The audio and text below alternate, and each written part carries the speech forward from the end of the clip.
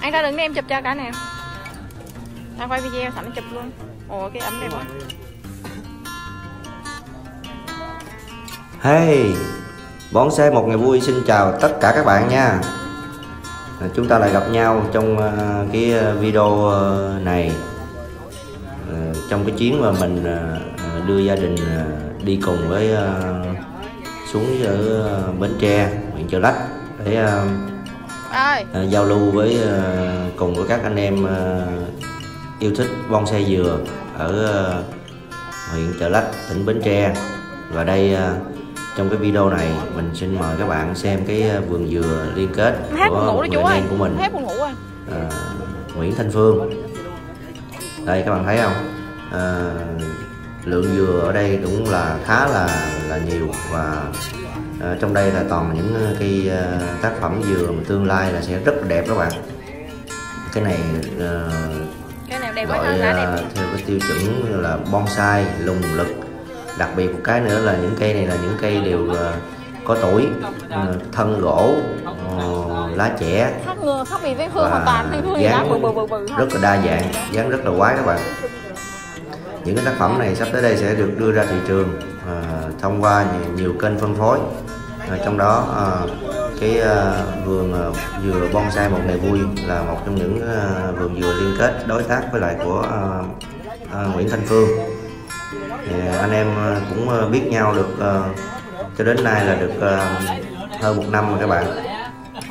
Thì chỉ cần quan sát những cái tác phẩm cho dù nó chưa thành phẩm, nhưng mà cái kiểu dáng dừa như vậy thì với những người yêu thích thì các bạn cũng có thể đủ đánh giá được là cái tay nghề của anh Phương này đã đến cấp độ như thế nào. Vừa là một cái chủ cơ sở sản xuất cây giống mà cũng là một cái người yêu thích bonsai dừa. Các bạn thấy không, ở đây cái lượng dừa nó rất là nhiều, bao la lắm các bạn ơi. Nhưng mà để làm ra được những cái tác phẩm kiểu như vậy thì cũng phải trả giá đó, chứ không phải. Mời các bạn đi dạo một vòng nha. Thì ở đây chủ yếu là xoay quanh những cái vấn đề liên quan tới những tác phẩm bonsai dừa.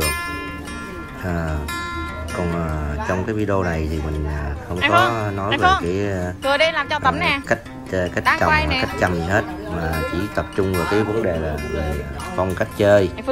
Ở đây thì phong cách chơi của anh Nguyễn Thanh Phương này, anh thích đít nhọn hả? Để về em đi phần lớn là chọn những cái cây dừa có cái tuổi nó cũng khá là lâu rồi các bạn. Vì là cái nguồn phôi dừa của anh nó là rất là phong phú và đa dạng, cho nên anh lựa chọn cái cách chơi theo phong cách là những cái cây có tuổi. Cho nên các bạn thấy ở đây là những cái hầu như là những cái tác phẩm dừa này là đều có thân gỗ đã dài khá, từ khá đến rất là dài các bạn. Và một cái điều nữa các bạn để ý thấy ở đây là cái bộ lá thì khoảng 6 đến 70%. Những cái tác phẩm dừa ở đây các bạn thấy là đã bắt đầu trẻ hoặc là đã trẻ lá rất là nhiều. Mình là một trong những người cũng yêu thích và cũng chơi bonsai dừa cũng khá là lâu, nhưng mà khi mình xuống đây mình nhìn thì phải gọi là rất là ngưỡng mộ, vì tất cả tác phẩm này nó hầu như nó rất là đồng đều các bạn. Lá rất là ok, có thể là gọi là đạt chuẩn bonsai hầu như là tất cả. Và cái tiêu chí của anh Phương ở đây là rất là gọi là chăm sóc rất là kỹ về bộ lá. Các bạn thấy cái lá nào mà không ưng là mà nó dài cái là cắt bỏ ngay, làm như thế nào đó để đạt được cái bộ lá thì bắt đầu mới cho lên thành phẩm. Không có cẩu thả trong cái vấn đề về kiểu dáng của cái bonsai dừa nha các bạn. Rất là kỹ, cái nào không được là cắt bỏ, thậm chí có thể là nó bị gây hại là chết cái dừa luôn. Nhưng mà đó là một trong những cái điều mà tất cả các anh em ở trong cái làng dừa bonsai đều rất là ngưỡng mộ. Bản thân mình cũng vậy, vì mình ở thành phố Hồ Chí Minh cho nên là cái nguồn dừa nó không được có dồi dào như thế này, cho nên mình làm nó rất là chăm rất là kỹ các bạn, nhưng mà chuyện mà nó hư là nó vẫn hư. Nói đùa nói vui vậy chứ còn không thể nào tránh khỏi được cái chuyện mà cây hư hay là bị thiệt hại hoặc là cây chết. Đó là cái chuyện hiển nhiên, rất là khó để mà mình làm được một cái tác phẩm dừa mà từ đầu đến cuối theo một số lượng mà nhiều mà nó không có bị gây hại hay chết hay là hư hỏng. Cho nên cái hao hụt của nó ai mà giỏi lắm thì làm hao hụt khoảng chừng dưới 15% là đã quá ok rồi. Còn riêng đối với mình là tầm nó từ 15 tới 20% không. Khi mình sản xuất cái số lượng mà nó nhiều á, độ ví dụ như là trăm, để tính đơn vị trên 100 cây đi, thì chắc chắn đâu đó nó cũng sẽ bị hư hay là nó bị đẹp, nó như thế nào đó. Nói chung là nó đưa ra thành phẩm là không thể nào mà được trên 90 cây hết các bạn. Cái đó là cái sự thật mà trên cái vườn nhà mình cũng làm đó. Thì đôi điều chia sẻ với mọi người trong cái video này, thì mong anh em mà có vô tình mình lướt qua mình xem cái video về bonsai dừa này, thì nếu mình có đam mê thì các bạn cứ mạnh dạn tặng cho mình một like, và nếu được nữa thì mình nhấn đăng ký kênh để mình follow, mình theo dõi trong những cái video sắp tới. Thì sẽ có rất là nhiều cái hoạt động nó liên quan đến cái đam mê bonsai dừa các bạn, từ cái chia sẻ về cái cách ươm trồng, gieo giống, rồi chọn giống, rồi đến chăm bón như thế nào đó. Thì trong cái video này, phóng sự này mình làm giống như kiểu phóng sự chủ yếu là ngẫu nhiên thôi, chứ không có cái chủ đích trước. Thì trong cái chuyến đi của mình thường hay chia sẻ là những cái video, những cái hoạt động của mình để mình đi giao lưu với anh em yêu thích bonsai dừa đó các bạn. Sẵn tiện trong cái chuyến đi này thì khi mình đối với mình thì mình đã rất yêu thích bonsai dừa rồi, thì không thể nào cầm lòng được. Trong chuyến đi này mình sẽ tuyển chọn một cái số tác phẩm bonsai dừa để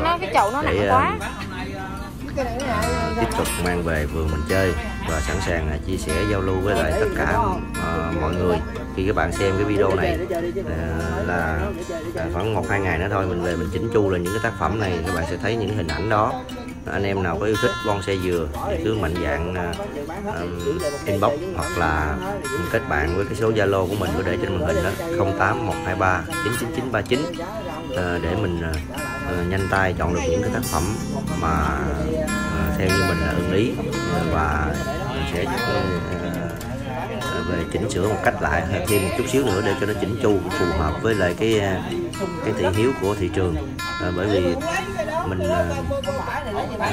được may mắn là mình giao lưu với rất là nhiều các bạn bè anh em ở khắp nơi, những người yêu thích bonsai dừa, và những cái chủng loại, cái mẫu mã, cái kiểu mà khi mà thành phẩm nó như thế nào thì mình ít nhiều mình cũng am hiểu được, theo đúng thị hiếu của tất cả những cái người bạn, người anh em đã yêu quý cái bonsai dừa Một Ngày Vui trong thời gian qua, và đã luôn luôn ủng hộ đồng hành cùng với mình. Sẵn đây mình cũng gửi lời cảm ơn hết tất cả các bạn đã yêu thích bonsai dừa, gắn bó với kênh bonsai Một Ngày Vui trong cái thời gian qua, giúp cho cái kênh mình ngày một phát triển hơn, bằng cách các bạn cứ mạnh dạn tương tác, comment, like, hoặc là đặt những cái câu hỏi gì đó mà mình có thắc mắc liên quan với bonsai dừa. Thì những cái điều mà mình hiểu biết về cái bonsai dừa mình sẵn sàng chia sẻ với tất cả mọi người, và kể cả những cái tác phẩm bonsai dừa của các bạn. Mình thương mại hóa cái việc đam mê bonsai dừa này, cuối cùng cũng phải quay lại mục đích để phục vụ cho cái công việc của mình là được yêu thích bonsai dừa, được đi khắp nơi để giao lưu với tất cả mọi người anh em. Đấy, những cái tác phẩm này sắp tới các bạn sẽ thấy ở vườn dừa bonsai sẽ ngày càng một nhiều hơn các bạn ha. Cho nên là hãy mạnh dạn sống cho đam mê của mình. Chúc các bạn có những cái thời gian vui vẻ, hạnh phúc bên cái thú vui giải trí, đam mê với bonsai dừa. Có người phụ em nữa. Luôn sẵn sàng giao lưu với tất cả mọi anh em ở khắp nơi đất nước để chia sẻ, trao dồi hơn những cái kinh nghiệm về cái thú vui đam mê của mình. Chúc tất cả mọi người xem video vui và hẹn gặp lại tất cả các bạn trong những cái video sau sẽ hấp dẫn hơn và luôn luôn là lắng nghe, luôn luôn thấu hiểu. Xin chào tất cả mọi người nha.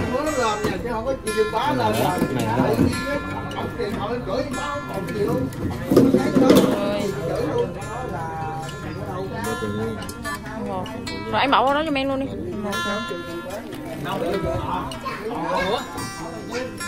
12 nè,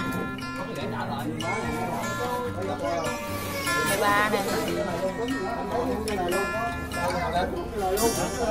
Xin đi Ruby.